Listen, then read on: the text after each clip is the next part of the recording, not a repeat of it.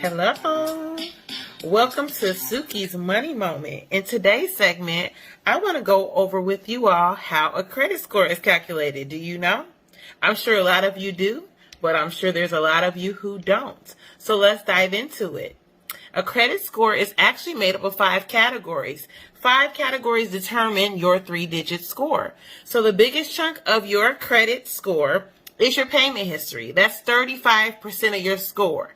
This is going to be how much you pay your bills on time. It goes back 12 to actually 24 months, 2 years are the most important. You want to make sure you pay your bills on time all the time. One late payment, can lower your credit score anywhere from 80 to 120 points. Don't take the chance to find out. Just pay your bills on time every time.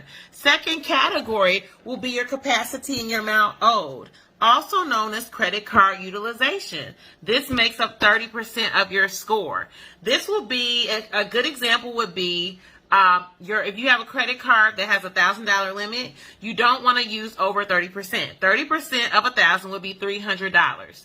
As soon as you start to go over the $300 mark, your credit score will start to decline. So you definitely want to stay underneath that. If you really want to knock it out the park, stay underneath 10%. In this case, it would be $100. Okay.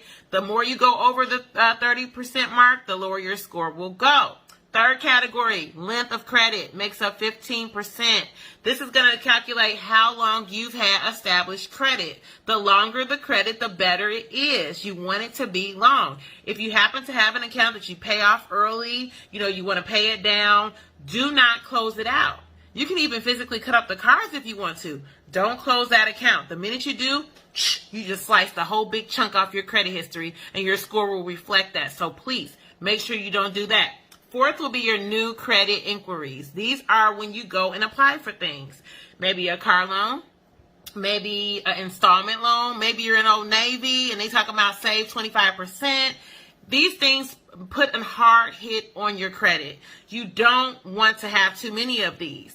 The recommended amount, I hear varying amounts. Don't go over about 4 or 5. Average is probably pretty good. Once again, it will reflect your last 2 years. So you want to make sure you keep your inquiries low and make sure you put thought into what you're applying for before you apply for it. And last but not least, the last category will be the types of credit. You want to have a good mix. It's installment loans and revolving loans. So revolving would be your credit cards and things like that. Installment loans would be car loan, mortgage, things like that. You want to have a good mix on your credit so that it can show that you can handle those types of credit responsibly. And it looks great to the lenders. So that is the end of today's Suki's Money Moment. Make sure you stay tuned for more. Have a great day.